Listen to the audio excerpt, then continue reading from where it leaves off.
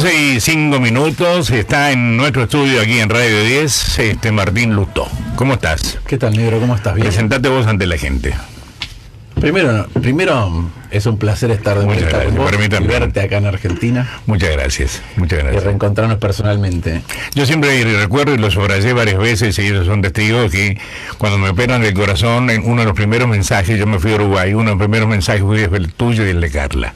De esas cosas yo no me olvido, nunca. No, pero además te agradezco, pero me da un gusto enorme encontrarte bien de salud. Sí, pero sí. aparte hemos conversado sobre otras cosas que pasaron en la Argentina, las ganas de estar acá o no, el futuro de los argentinos. A veces es una de las cosas que más duele cuando hablas con gente en la calle. Una de las cosas que más duele es que alguien te diga: mis hijos están pensando en irse. Sí, claro. Bueno, esas son las cosas que tenemos que revertir y se revierten colectivamente. Anoche tuve una comida, toda gente de mi edad, todos hombres, todos padres. Yo tengo 2 hijos, los 2 afuera. Uno en Londres, otro en Madrid. Uno de ellos, Michael, tiene la hija viviendo en Nueva York. El otro está pensando dónde se va a ir el hijo. Pero éramos 2, 4, 6, 7 personas. Sí. Es que pareciera, hay un momento en donde tanto vaivén que tiene la Argentina. Pensemos que en los últimos 50 años Argentina creció menos que la mitad del resto del mundo. Sí. Tuvimos la Gran Depresión desde el 98 hasta el 2002, que la conocemos con la crisis del 2001, 2, hiperinflación, el default más grande de la historia, el 40% del tiempo en recesión. Hay un momento en que pareciera que lo que nos pasa es que nos resignamos a que no podemos ser mejores como país. Y eso hace que uno piense en que el futuro está en otro lugar y que el futuro de los hijos, y eso es lo que hay que revertir. Bueno, esa es la sensación que hay, que no tenemos la posibilidad de salir porque estamos endeudados. Si fuésemos una empresa estaríamos en quiebra, y ya le pregunto al economista, los países no quiebran, pero si esto fuese una empresa estaríamos quebrados, ¿o no? Con un alto porcentaje del PBI. A ver, si fueras una empresa y tuvieras un nivel de deuda muy alto, tendrías que empezar a preguntarte cómo haces para vender más. Claro. Si es un país, te tenés que empezar a preguntar cómo haces para crecer más. Sí. Porque hay otros países también que se endeudan o tienen un nivel de deuda con respecto a lo que producen, al PBI, parecido o mucho más alto que la Argentina. Pero hay 2 cosas que tienen distintos. Una es que la tasa de la deuda es más baja. Y la otra es que crece más rápido. Entonces nosotros tenemos que discutir esas 2 cosas. Bueno, alguien habló de crecimiento, creo que fue de jóvenes, y del fondo dijeron no van a crecer tanto como suponen. Y hasta ahora el fondo no se viene equivocando, digamos. Es que yo creo que, mira, lo que decía recién, Argentina en los últimos 50 años, el único país que tuvo más recesiones que la Argentina es el Congo. Claro. El Congo. Sí, el único país que tuvo más recesiones que la Argentina es el Congo, y crecemos, insisto, nuestro ingreso por habitante crece menos de la mitad de lo que crece el resto del mundo. Argentina tiene un problema estructural. Yo escribí un libro que publiqué hace poco. Debajo del agua, para explicar, de acuerdo a nuestro diagnóstico, por qué eso viene ocurriendo hace mucho tiempo. Y es cierto que Argentina de vez en cuando se confunde en algunos episodios muy puntuales y se ilusiona con que el crecimiento es fácil. ¿Cuándo ocurre eso? Cuando la economía rebota.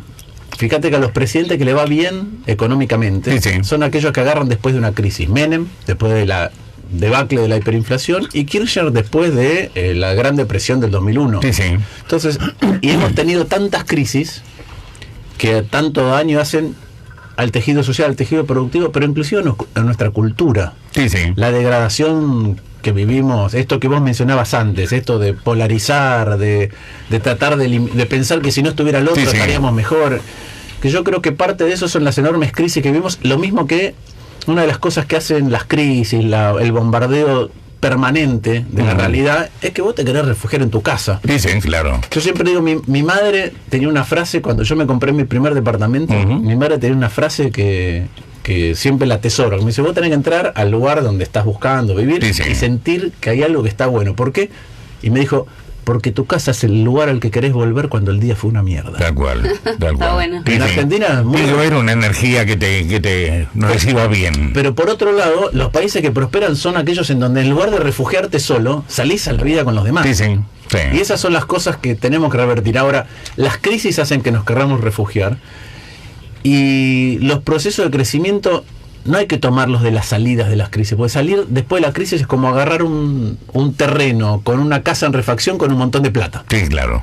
Y es fácil esa parte. Sí. La parte difícil es cuando hay que corregir cosas. Me hablan del pasado, me hablan del futuro y casi nadie me está hablando del presente. Alfonsín, después de que deja el poder, me da una nota en Radio El Plata hace 20 y pico de años. Y me dijo, tenemos que pensar, negro, en un país para mis nietos. Le dije, yo estoy de acuerdo, pero también quiero pensar un país mejor para mí, ahora. Y sí. Me lo merezco también. Sí. Digo, y quiero pensar un país mejor para 15 millones de pobres que tenemos, para 2.500.000 indigentes, crece la tasa de pobreza. Digo, ¿por qué? ¿Por qué no nos damos cuenta de eso? ¿Por qué no le hablamos al pobre?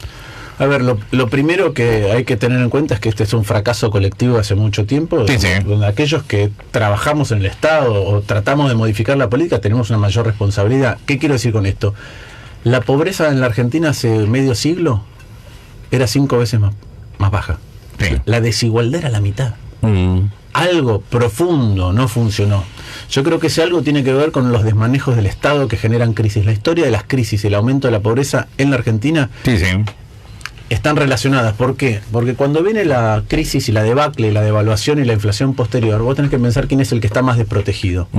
El que está más desprotegido es aquel que no tiene capital de ningún tipo. ¿Qué es capital de ningún tipo? No tiene capital financiero, es decir, viene la devaluación y la inflación y no tiene dólares. No tiene capital financiero. Viene la devaluación y la inflación y no tiene sus cosas, las tiene que salir a comprar, alquilar, no tiene su casa, o no tiene capital humano, es decir, no tiene una educación y no tiene un trabajo en blanco. En el trabajo en blanco alguien negocia por vos. Estás en negro, desempleado, estás en el horno. Entonces, la historia del aumento de la pobreza, la desigualdad argentina es la historia de las crisis. Por eso, lo primero es tener una economía sana que no genere crisis. Si no, es un problema muy grande. Ahora, ¿por qué cada vez que Europa o Estados Unidos se refrían, nosotros estornudamos? Anoche Daniel San Martín, lo nombro, un amigo mío, que enseña geopolítica y todo más, me decía que es muy probable que Europa y Estados Unidos, por China, entren en una profunda recesión. Y me dio miedo, digo, porque cada vez que allá se engripan, nosotros estornudamos. ¿Por qué nos afecta tanto las crisis europeas, la crisis en Asia o las crisis en Estados Unidos? A ver, somos tan marginales. Lamentablemente somos una parte muy chica de un mundo muy grande, claro, que está crecientemente interconectado.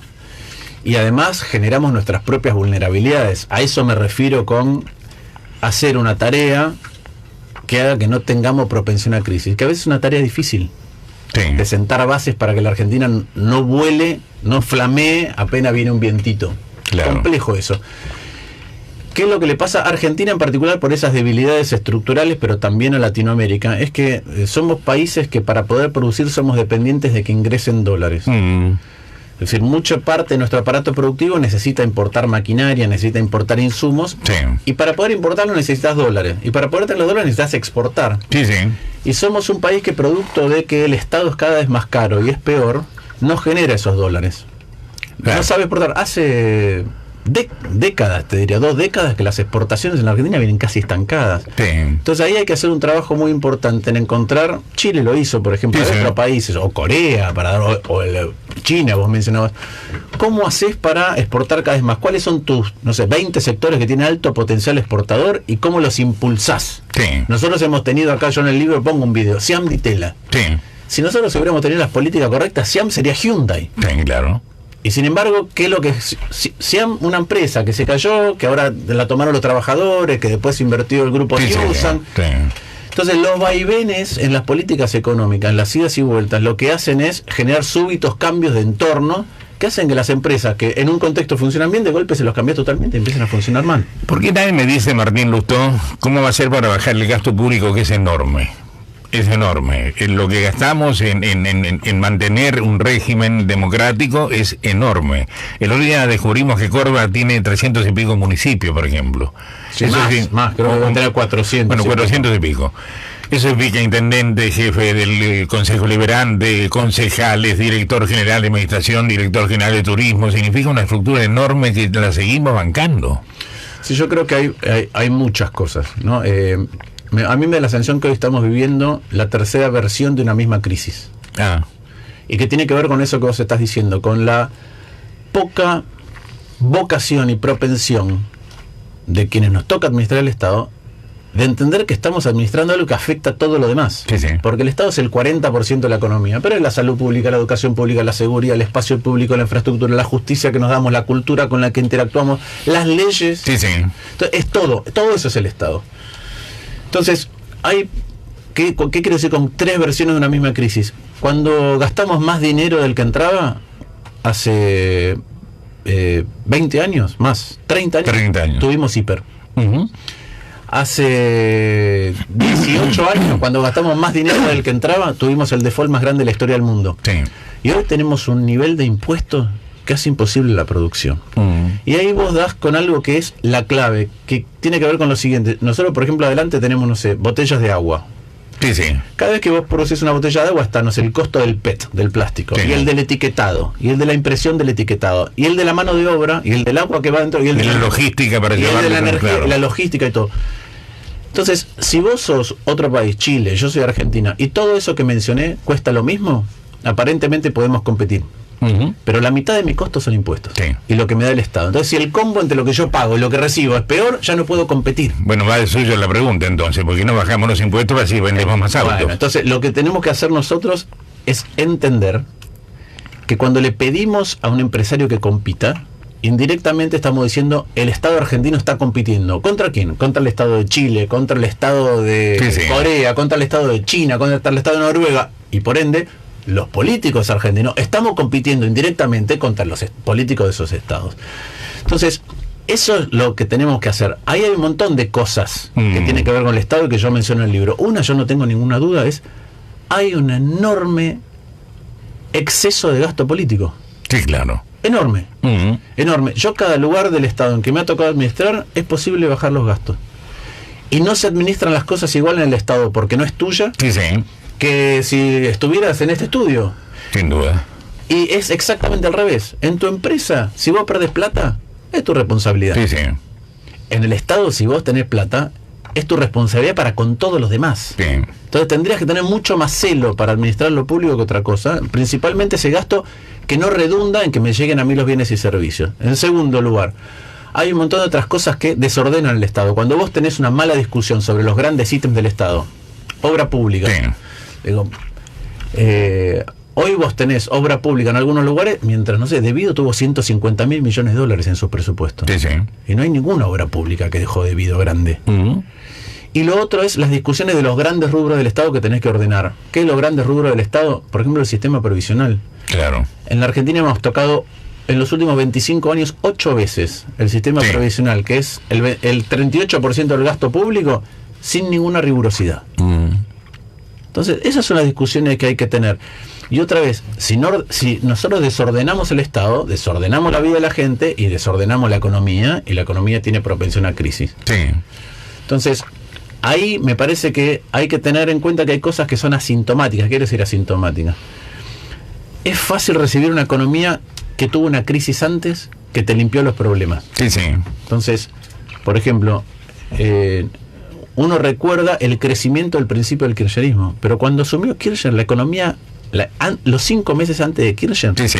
la economía venía creciendo al 10% y tenía 5% de inflación. Uh-huh. Y tenía superávit fiscal, tanto superávit fiscal que empezó una expansión del gasto, insisto, 1 millón más de empleados públicos, sí. el doble de gasto en términos del PBI. Cuando eso se acabó, se usó la soja. Cuando eso se acabó, se estatizaron las FJP. Cuando eso se acabó, se manotearon las reservas. Entonces hay una diferencia entre agarrar una economía que empieza a tener restricciones, que una que está libre porque la limpió una crisis. Sí. Y yo creo que lo que tenemos que ver es cómo hacemos con las economías con restricciones para ir puliendo todas aquellas cosas que hacen el Estado más eficiente. Las economías crecen si hacemos 2 cosas. Primero, lo que vos decías, el Estado.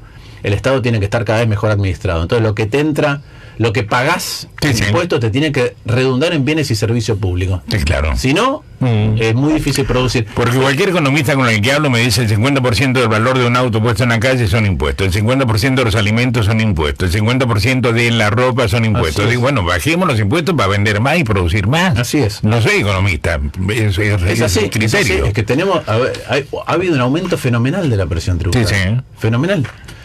Por eso digo que es una nueva versión de la misma crisis de poca vocación para administrar lo público como corresponde. Entonces, una parte es eso. Ahora, no se hace porque no saben, porque no quieren, porque no se puede, porque no nos dejan. ¿Por qué? Mira, es muy difícil. Primero, va a sonar raro, ¿sí? Porque la gente, todos sentimos que estamos pagando más impuestos, ¿sí? Sobre todo impuestos desde el punto de vista personal. Sí. De impuestos a las personas estamos pagando más. El que tenía plata ahorrada ahora paga renta financiera. Si tu sueldo no crece con la inflación, es decir, si crece menos tu sueldo que la inflación y encima pagás impuestos, te sentís peor. Hay otros impuestos que se están bajando. Sí, sí. Ingresos brutos es un impuesto que es costosísimo. Sí, sí. Y la gente no lo percibe porque no es directo, no te sale de tu bolsillo. Pero cada vez que vos agarrás, no sé, soja y maíz, la vendés para que alguien haga alimento balanceado, Sí. hay ingreso bruto. Uh-huh. El alimento balanceado se lo vendés a alguien que hace pollo, hay ingreso bruto. Sí. El que hace pollo lo troza y lo vende a otro lugar, hay ingreso bruto. El otro lo empaqueta y lo hace milanesa, hay ingreso. Pero eso es lo que me dice de Mendiguren cada vez que hablo con él. Digo, en lugar de venderle el grano, para que hagan pollo en Asia, y después de importar el pollo, hagamos el pollo. Bueno, exportemos el pollo. Eso requiere dos cosas. Primero, baja de ingreso bruto que el gobierno hizo. Sí. Sí, y a mí me gustaría que fuera más acelerada, y estoy seguro que al presidente le gustaría que fuera más acelerada. Uh-huh. ¿Por qué? Porque si vos tenés 3% de ingreso bruto entre la soja y el maíz para alimento balanceado para que sea pollo, pollo para que sea milanesa, sí. milanesa para que se empaquete, el empaquetado para que exporte, vos decís, Sí. che, al final el costo acumulado es 20% en todas las... Cada vez que agrego valor, Sí, sí. tengo una etapa más del impuesto. Sí. Esa es una. La otra es que para agregar valor hacen falta dos cosas. La primera, es fácil vender un commodity. ¿Por qué? Porque un commodity no se distingue nada. Es trigo, no importa de dónde viene. Sí, sí. Es soja, no importa de dónde viene. Para agregar valor necesitas tiempo y plata. Sí. Tiempo tiene que ver con lo siguiente, que es para hacer todo este proceso, en lugar de vender soja y maíz, vender milanesa en una caja prehecha para un supermercado en Bulgaria, Sí. te lleva 2 años. Entre que vos haces el proceso de inversión, Sí, sí. conquistás el mercado externo, mandás las primeras muestras, tenés aprobación fitosanitaria. Pero, Por otro sí. lado, si vos tenés inestabilidad, vos decís, bueno, yo la entierro ahora para agregar valor. Y en 2 años el tipo de cambio es totalmente distinto y no me favorece, ¿qué hago con la plata que invertí? Premio Nobel de Economía decía, invertir a largo plazo es entregar un rehén. Y en la Argentina Claro. el rehén siempre te lo liquidan. Te lo liquidan, sí. Entonces necesitas tiempo y necesitas capital para poder invertir. ¿Por qué no dolarizamos? Digo, si el argentino piensa en dólares, el otro día alguien me dijo hay 250.000 millones de dólares argentinos en el exterior. En un trimestre se fueron 40.000 millones más. Digo, ¿por qué no dolarizamos? Yo llamo a una inmobiliaria acá en Palermo para averiguar el precio de un departamento, me lo cotizan en dólares. El auto te lo cotizan en dólares. Todo en dólares. ¿Por qué no lo dolarizamos de una vez? Porque te atraparías en un lugar que si no haces las cosas bien tendrías una calamidad. Y ahora te lo voy a explicar. Recién nosotros decíamos lo siguiente. Suponete que estamos otra vez en la discusión de las botellas de agua. Sí, sí. Y que no logramos un consenso en la clase política. Y yo por eso creo que la grieta es una calamidad. Y Que vos no antes te venías hablando de los enemigos. ¿Viste? Si tomamos las cosas así no podemos resolver estas cuestiones de cómo abordamos la mejora del Estado conjuntamente. Obama hace poco dijo, si hay que dividir para una elección, después no se puede gobernar. Sí, claro. Entonces... Qué bueno eso. Si hay que dividir para una elección, después no puedo gobernar. Claro. Entonces, imagínate que vos y yo tenemos el mismo costo del plástico, todo lo que dijimos, menos que mi estado es más caro. Sí. ¿Cómo hago yo para competir? Lo que necesito es que el dólar sea más alto para ser más barato en dólares y vender. Uh-huh. Entonces, si yo soy capaz de mejorar mi estado más que vos, a mí no me importa tener el mismo dólar que vos. Claro. Ahora, si yo no soy capaz de mejorar mi estado más que vos, y esa es la discusión que se merece la Argentina, y yo me anclé con el mismo costo en dólares, hay un momento en que no puedo exportar. No. Entonces, suponete que yo me ato al dólar, no me puedo mover. Sí, sí. Y en lugar de mejorar el estado, más que Brasil, más que Uruguay, más que Chile, más que México, más que Estados Unidos, no tener mejor estado, que mejorarlo más rápido, yo me puse un precio fijo de todo lo que produzco y mi estado se vuelve más caro que los demás. Claro. Mato toda la industria. Si querés, es una discusión parecida a la que tenemos con el acuerdo de Unión Europea. Ahora voy a eso. Pero entonces, ¿cuál es el problema? Si yo tuviera una discusión profunda en la Argentina, un debate serio de cómo bajamos el gasto político, bajamos impuestos, hacemos que lo que se paga en impuestos redunde en cada vez mejores bienes y servicios, yo digo, casi no importa la moneda que tengamos. Claro. Si tenemos una vocación desde la política de pelear contra aquellos que se apropian del Estado, mafia de un tipo u otro, que te aumentan los costos, ya sea del transporte, de los puertos, que son peleas que yo veo que el gobierno está dando. Si vos tenés esa vocación, sí, no importa la moneda que tengas. Si tu clase política no tiene vocación de debatir en serio, y vos te pones un costo fijo en dólares, en el momento que matás la industria. Lo de la Unión Europea funciona parecido. Sí. A mí me encanta que tengamos dentro de 10 años un marco de referencia, una fecha límite para decir, muchachos, ¿qué tenemos que hacer? Trabajar para que seamos mejores que los demás.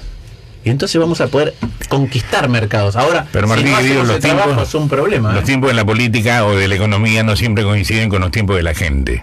Vos me hablás hace 10 años. Y hay gente escuchándonos que quizás tiene hambre hoy, y esta noche, y mañana a la mañana, y qué sé yo. Digo, le hablas a 10 años, no entiende bien qué hacer, por dónde salgo. Sí, estoy totalmente de acuerdo con eso. Entonces, una de las primeras cosas que creo que hay que hacer, insisto, es ordenar el Estado. Un Estado que está desordenado genera crisis. Entonces, ¿qué pasó? El kirchnerismo recibió una economía que crecía al 10% con inflación del 5% y dejó una economía toda trabada, con un montón de inconsistencias. Y ahora tenemos que lidiar con las inconsistencias. Es un problema.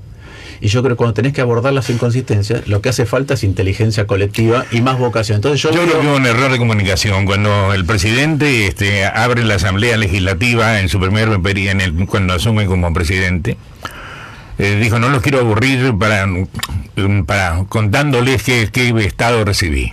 Yo creo que tendría que habernos aburrido. Digo, después se va a publicar, salió un libro que nadie lo leyó, un informe que nadie lo leyó. Sí. Digo, tendría que habernos dicho la verdad, porque él sabía el estado que recibía. Si yo te compro la empresa y sé que la empresa está endeudada y tengo problemas con el personal y el gerente general nos está robando, después no me puedo quejar, decir, Martín, me vendiste una empresa. Si yo sabía. Sí, pero yo te diría, hay dos diferencias, o yo te pondría dos matices. Primero, cuando vos vas a comprar una empresa, como decidís cuándo es, sí, claro, haces una auditoría de arriba para abajo. Sí. En la Argentina no hay tiempo. El Estado no es así. No. Vos estás en otro lugar, el balotaje es un día y a las 3 semanas te tenés que hacer cargo. Vos sabés te dan el bastón, te ponen la banda. De hecho, ni siquiera le quisieron dar el bastón. Sí, es cierto, sí. Entonces, no es que podés tener una auditoría, podés estar mirándolo de afuera. De dentro de afuera siempre las cosas son distintas. Ese es el primer punto. El segundo es, yo pienso igual que vos. Pero hay algunos adentro que dicen, si nosotros, y es contrafáctico, no podés saber quién tiene la razón. Claro. Yo pienso igual que vos. Sí. Pero algunos adentro dicen, si yo hubiera dicho cómo estaba, la gente por ahí se deprimía más y todo era peor. Es difícil saber qué. Yo lo que creo es que ahora el presidente también tomó una decisión de ampliarse, y entonces cuando vengan estas disyuntivas, estas dilemas de qué hacer, somos más. Para diagnosticar mejor, para encontrar la salida. Yo creo que eso es lo interesante. No, eso Mario, yo lo veo bien. Vuelvo un minuto al dólar. Digo, me dicen que cualquier plan económico necesita una variable que es la menos sofisticada, que es la confianza. Que yo confíe en el plan. Si yo no confío, si el argentino medio no confía, no hay plan que sirva. El argentino no confía en el peso. Pero no el megamillonario que puede hacer compras de 15, 20 millones de dólares. No, la señora que le sobran 4.500 pesos y va a comprar $100. Digo, ¿cómo lucho contra eso? Mira, como en muchas otras cosas no hay atajo. Vos tenés razón. No es solamente vos decís la empresa que compra y saca la plata o se resguarda. Sí. Hay otros que compran, pero hay un montón de argentinos que no pueden comprar un solo dólar porque no les alcanza, pero igual miran el dólar. Sí, claro. ¿Por qué? Porque Argentina ha tenido tantas crisis autoinfligidas que es como si se te abriera de golpe, se colapsara la tierra, y la única cosa que vos tenés para saltar de un lado a otro es una garrocha que no depende del gobierno, que se llama dólar, depende de otro lugar. No es que cuando el dólar sube 10% la Argentina está 10% peor, no es que cuando el dólar baja la Argentina está 5% mejor. Pero es como un termómetro imperfecto que tenemos los argentinos para saber si la cosa se descontrola o no se descontrola. Yo estuve en Europa 10 días con mi pareja. 10 días. Fui a ver a los chicos, 3 días en Madrid, 3 días en París, 3 días en Londres y me volví. No escuché la palabra dólar, no escuché la palabra riesgo país, no escuché la palabra inflación. Y mirá que buscaban los diarios locales, parisinos, madrileños, londinenses, no existía la palabra. Porque no tienen el tipo de crisis tan seguido que tenemos nosotros, ni una garrocha con la cual tenés que saltar la crisis. Entonces, la verdad que vamos a poder recuperar una moneda en la medida que veamos sostenidamente que no acumulamos inconsistencias. ¿Qué le pasa al argentino? Cuando empieza a ver déficit fiscal, empieza a ver, no entran dólares, y dice, esto va a explotar, en algún momento el dólar va a saltar. Ujú. Bueno, si vos tenés una economía normal, Sí. que tiene vaivenes pequeños, pensá que hemos tenido muchas más recesiones que Chile, que Brasil, que ha tenido problemones, hemos crecido la mitad que Brasil, que es un Sí, sí. país que tuvo muchos Que tuvo problemas. unos quilombos importantes, Entonces, sí. en la Un medida- presidente preso. En la medida que vos ves que la economía no tiene esos saltos, no tenés por qué buscar la moneda de otro país. Ahora, eso lleva tiempo de no acumular inconsistencias. Y eso es una tarea que es difícil. Sí, pero eso tiene que ver también con algo que hablábamos el otro día. Tiene que ver con en qué parte de la cancha me paro. O estoy con Occidente, con Estados Unidos, estoy con la Unión Europea, y todavía Itamaraty no cambia nunca, la Cancillería brasileña. Sí, pero fíjate, esa parte es cierta. Y en Brasil no podés hablar de dólares, no, reales. Y te dan... Esa parte es cierta, pero primero, Brasil ha tenido muchos menos crisis que la Argentina, a pesar de que tenía un montón. Sí, claro. Y la otra es, Brasil tiene el mismo inconveniente que Argentina. Tiene un estado hiper improductivo, Sí. que te mata impuestos y no te da nada. Y por eso que le cuesta crecer. Brasil tiene un problema muy similar a Argentina. Por eso cuando todo el mundo era fanático de Brasil, yo siempre dije, ojo, que tiene los mismos problemas que tenemos nosotros. Entonces, no es que hay... lo que Argentina no tiene definido hace mucho tiempo es cuál es su lugar en el mundo. Claro. Porque no tenemos definido nosotros como argentinos cuál es nuestro lugar. Bueno, eso es lo que te acá en decía. este No mundo. definimos de dónde estamos parados, en qué parte del mundo pertenecemos. Los países que prosperan, desde los que siempre han sido, o desde hace mucho son desarrollados, o los nuevos, Sí. todos tienen dos cosas. Una es un propósito colectivo, Mm. puede ser Estados Unidos, Sí, sí. Francia, Alemania. Corea, Mm. Japón, Alemania, Israel, Sí, sí. Noruega, un propósito colectivo y un compromiso individual con el propósito colectivo. El propósito colectivo no se da en el vacío, requiere que todos nos comprometamos a algo. ¿Me dejas hacer las noticias y seguimos? Por obviamente. favor, gracias. 14:32 está Martín Lustó, un cargo ejecutivo. ¿Puedo preguntarte quién te ofreció? Sí, me lo ofreció el presidente. El presidente. El presidente. ¿Lo dijiste que sí inmediatamente? ¿Lo tuviste que pensar? Durante bastante tiempo tuvimos conversaciones con el presidente, también con el jefe de gabinete, inclusive con el jefe de gobierno de la ciudad, de la necesidad, producto de este diagnóstico estructural, de ampliar No. la coalición gobernante, fuera juntos por el cambio y que se incorporaran otros actores, porque necesitamos, otra vez, debatir mejor, tener más músculo para la gestión. Y yo lo he dicho públicamente, que si el presidente determinaba que se ampliara el espacio, yo Sí, iba a sí. estar para acompañar. A pesar de tener diferencias. Sí, digo. es que yo creo que esas diferencias suman. Hay Sí, diferencias sí. de diagnóstico que hacen que el mismo sea más rico y que después Sí, sí, tengamos claro. más posibilidades de encarar las soluciones de lo que hace falta. Y ahí yo lo he notado todo el tiempo al presidente. Yo no soy el único economista con el que habló el presidente. No. A vos te Costa habla con un montón. Yo creo que eso es muy sano. Ujú. Y así como lo habla en economía, lo habla en otras cosas. Y siempre está buscando otra visión. Sobre todo después de ver que las dificultades de la Argentina. Argentina es uno de los países más difíciles. Ser presidente es difícil en todo el mundo. No, pero En acá la Argentina es muy imposible. difícil, Envejecerse muy en un difícil. año. Sí, Sí. Y hay que estar dispuesto a dar batallas complejas porque son de problemas que se acumulan de hace mucho tiempo. Mm.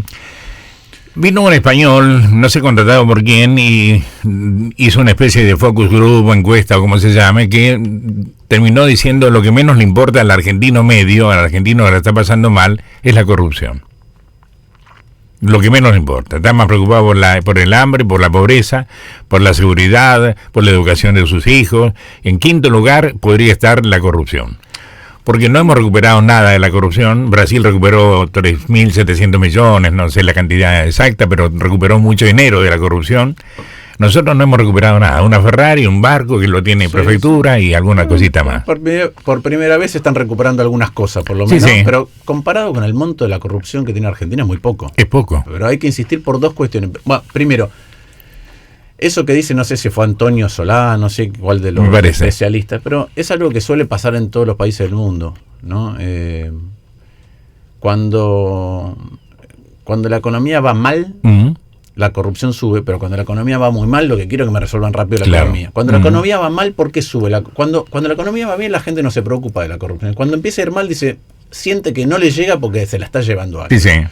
Que en parte es cierto, pues yo creo que así como Y yo sé que a vos este diagnóstico te importa mucho, porque notamos que hay muchas cosas en donde Argentina se ha degradado. Sí, claro. Yo creo que inclusive la corrupción es peor que antes, pero no solo cuantitativamente, Sí, sí. cualitativamente. Sí, señor. ¿Por qué? Porque una cosa, todo es ilegal, es un delito y es inmoral. Entonces, pero una cosa es que hagas una licitación, del punto de vista económico, haces una licitación y alguien paga el 5% para quedársela, Sí, sí. eso es equivalente, desde el punto de vista macro, insisto, es un delito y es inmoral. Sí, Está sí. tipificado en el Código Penal para las dos partes del mostrador. Pero es parecido a alguien que va de impuesto por el 5%. El resultado es que le falta plata al Estado. Ujú. Ya cuando lo que pasa es que en función de la corrupción vos decidís política de Estado, no controlo la efedrina Claro. porque me pagan, no controlo los trenes porque me pagan, ¿no? Hago una obra que no tendría que hacer porque Sí, me sí. pagan, Ujú. ya el impacto que tiene en la economía es mucho más grande. Mm. No es que alguien se la lleva, sino que malgastás y redireccionás Sí, la sí. política hacia lugares donde no tiene que ir. Y yo creo que eso le ha pasado a la Argentina. Mm. Entonces creo que el impacto, cuando se habla del impacto de la corrupción, mi opinión personal es que es mucho más grande de lo que parece. Sí, claro. ¿Cómo te imaginás en el Senado? ¿Tratando de ser qué? Me imagino, mi compañera de fórmula es ministra de Desarrollo Social y Hábitat de la Ciudad de Buenos Aires, Desarrollo Humano y Hábitat. Ujú. Tiene mucha experiencia de gestión. Sí. Y a mí también me gusta la gestión. Sí, sí, claro. Y a mí me parece que muchas veces los cuerpos legislativos sancionan leyes que están en el vacío, que no entienden cómo es llevarlas adelante, No. qué otros En impactos abstracto. tienen. Después no se sabe quién la fiscaliza. Y claro. creo que otra cosa que se necesita es que las políticas que se piensan que requieren una ley también tomen en consideración cuál es el entorno en el que se van a discutir. Ujú.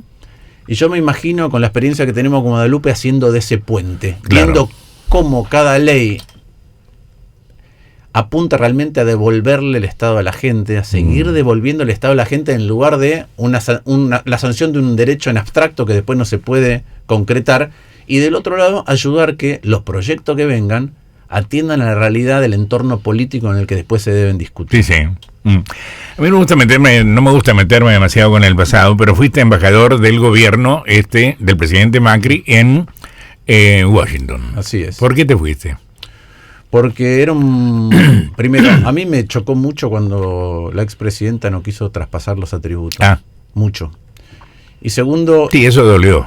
Al país le dolió. Sí. Mm. Y segundo, porque la relación con Estados Unidos estaba muy lastimada. Ajá. Y a mí el presidente me llamó en un momento y me dijo, me gustaría que ocupes este cargo. Hablamos de cuáles serían las metas que nos poníamos y que había que revincular. Y yo creí que servía más mi tarea como embajador que en el lugar donde estaba antes. Mm. De la misma manera que le dije al presidente que yo iba a volver a competir. Claro, Y lo que reclamé en el 2017 fue que hubiera paso. claro. Es decir, que lo mismo que ahora, que el espacio fuera más amplio. Porque nuestro diagnóstico de hace mucho, 2013, 2015, 2017, y ahora con el libro, es que los problemas argentinos son mucho más grandes de lo que pensamos. Sí, sí. Son muy, Sí, no, claro. muchos de nosotros hemos vivido, o nos han contado, un país que tenía otra movilidad social, otro entorno en materia de salud, de educación, otra cultura con la que interactuamos, otro nivel de seguridad. Sí, sí. Y esa es la degradación de nuestro Estado. Insisto, 5 veces menos pobreza, la mitad de Sí, sí. desigualdad. En la década También era otro mundo. sí, pero por Sí. ejemplo, en la década del 60, Argentina creció más que el mundo. Mira. Ahora crecemos menos de la mitad de lo Sí, que sí. crece el mundo, en los últimos 50 años. Ujú. Entonces yo creo que ese es el gran desafío que tenemos. ¿Qué es crecer? Crecer es que crecer es distinto a desarrollarse. Ujú. Crecer, los economistas lo entendemos con que se produzca más por habitante, es decir, haya más plata por habitante. Sí. Desarrollarse, yo lo asocio con dos cosas. Uno es, una vez vino un amigo mío que se había ido a vivir a Canadá Ujú. y volvió a la Argentina y su hija se estaba macando y dijo, papá, ¿por qué acá la gente tiene cara de preocupada? Ya, mira. En los países que se desarrollan, la gente deja de tener cara de preocupación Tal cual. porque su supervivencia cotidiana no está en juego. Sí, sí. Te puede pasar cualquiera de las cosas que te pasan como ser humano, Sí, sí. pero no que de golpe, de la noche a la mañana, pierdas todo. Sí, por ejemplo. Que te pase una calamidad porque el Estado no te cuida. Entonces yo creo que desarrollarse es eso, desarrollarse es tener la tranquilidad de que la siguiente generación va a estar mejor que la anterior. Ujú. ¿Hace cuánto que no nos pasa en Argentina eso? Mucho. Cuesta mucho convencer a un tipo de mi edad, querido Martín Lustó, convencer, a ver, de apostar a algo, porque me han defraudado tantas veces me mataron, tantas resucitaré, que me cuesta convencer a gente de mi edad, gente de 40 años, gente de 50, que ya ha vivido, como dijiste vos, 10 crisis. Bueno, eso es atípico. Eso es atípico. El otro día tenía una conversación y además lo consigné en un libro anterior. Este es el único país donde cuando alguien te dice, yo en la crisis, y vos le tenés que preguntar en cuál. ¿En cuál de todas? Claro. Porque vos decís, yo en la crisis en España, y ya todo el mundo sabe cuál fue. Y en Grecia todo el mundo no ha tenido. No. En la Argentina, cuando te dicen, alguien de 45 años te empieza a contar, no, yo en la crisis, y vos decís, ¿en cuál? ¿En la del 2009? No, en la de en la 2001, el Rodrigazo, lo de Sigón, lo de María Estela Martínez de Perón, ahora, lo de Herman González, te puedo nombrar 20.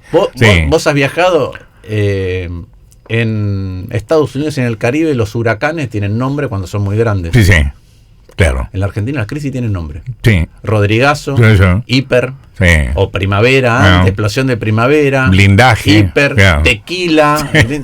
Le damos nombre. El otro día hice una lista con Michi, que hoy no está, Gabriel Michi, de la cantidad de bancos que yo vi desaparecer. Bueno. Buen Aire, Alas, el BIR, Banco Intercambio Regional, Banco Italia y Río de la Plata, Banco Español de Río de la Plata, el Versa, el Suquía, el Diesel. No, es una lista enorme, y seguimos, y no pasó nada. Sí. O'Donnell, había Banco Ganadero. Lo que pasa, como con todas las cosas en la vida, uno se puede desengañar muchas veces. La decisión en un momento, si nos resignamos a las que las cosas son así, o si estamos dispuestos a cambiarlas. ¿Estás dispuesto a cambiar las cosas? ¿Tenés ganas? Sí. Y cuando veo a mi hijo, más ganas tengo. Nosotros tomamos la decisión consciente. Nosotros estábamos viviendo en Estados Unidos cuando Carla estaba embarazada. Sí. Y decidimos los dos que Gaspar naciera acá, en lugar de tener la ciudadanía americana. Sí. Y amo este país, amo esta ciudad, amo este país. Y sí. Y hay otra cosa, además hay un episodio de la serie esa de West Wing, en donde el asesor del presidente le dice al presidente, el presidente le dice, no, pero esta batalla es muy difícil. Y el asesor le dice, que es un amigo del personal, le dice, pero uno da las batallas que va a ganar o las batallas que vale la pena dar. Claro. Las batallas que vale la pena dar.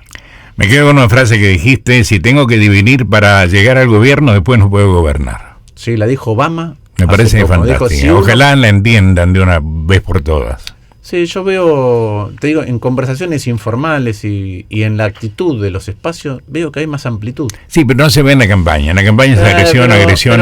Pero me parece el pedo. La gente no quiere escuchar más que se puteen. No. Yo primero, una cosa, yo estoy de acuerdo, a mí no me gusta el tono de la campaña, no me gusta cuando parece que está en juego todo. ¿Por qué no está en juego todo? Está en juego visiones distintas. Sí, soy yo, la nada, ¿viste? No. La polarización es el pensamiento mágico de que si el otro no existiera todo estaría mejor, y eso es imposible. Pero porque el otro existe. El otro existe, y algo de razón tiene que tener. Claro. Entonces, el tema es cómo dialogamos después. Pero también es cierto, negro, que las campañas están siendo así en todo lado del mundo, ¿viste? Es una pena, pero hemos perdido la calidad del debate en todo lado del mundo. Y tenemos la propensión a que ahora nosotros estamos teniendo una charla más extensa. Pero pensá que cuando vas a televisión son 10 minutos. Entonces, eso hace que antes vos ibas, suponete, a mí me gusta mucho este ejemplo. Cuando yo era chico, había 4 canales de tele y si acomodabas bien la percha, veía Canal 2. Sí. Y si no subías a la terraza, orientabas la antena. Y te tenías que levantar a cambiar de canal. Entonces venía el programa de Neusta y Grondá, venía Tiempo Nuevo y podía estar alguien aburriéndote 20 minutos, pero escuchabas. Ahora hay tanta tele, tanta plataforma distinta, que hay competencia por tu atención. Entonces, las discusiones en lugar de ser profundas son estridentes. Esto pasa en Argentina y pasa en Estados Unidos. Yo fui testigo de la campaña presidencial en vivo de Trump. Pasa en Italia, pasa en España. Entonces, la calidad del debate se ha degradado. Tenemos que volver a tener espacio de tranquilidad, donde volver a debatir, no solo públicamente, sino entre nosotros. Esto es algo que también es importante. Si agredimos en lo público, es muy difícil juntarse después. Y yo veo la generación que nos precedió, y vos conocés un montón de amigos en común. Yo todo el tiempo trato de aprender de ellos. Podían discutir públicamente, pero se juntaban a comer, a tomar un asado. Vos los conocés, y a veces no es público, los ves cómo se tratan en privado. Decís, después cuando vienen los problemas es mucho más fácil si no agrediste, Tal solucionarlos cual. en conjunto. Tal cual. Martín Lustó, bueno, mucha suerte y muchas gracias por venir. No, un enorme un placer placer. verte, en serio. Igualmente, negro. Es un placer hablar con gente inteligente. Igualmente. Porque estamos desde hace muchos años, y esto también lo decíamos anoche en la comida, estamos gobernados por gente que no es culta, gente que no, para no ser, no usar eufemismos, por gente bruta. Estoy harto de que la gente bruta decida por mí. Sí, a mí mi mujer me enseñó una cosa sobre cómo se dan las discusiones y la hidalguía, Uh-huh. que yo lo puse en el libro. Le agradecí por enseñarme que si la hidalguía pasó de moda, bien vale la pena luchar contra el tiempo. Gracias. Gracias a vos. 14:50 de Pachá, dale. Siempre trabajé.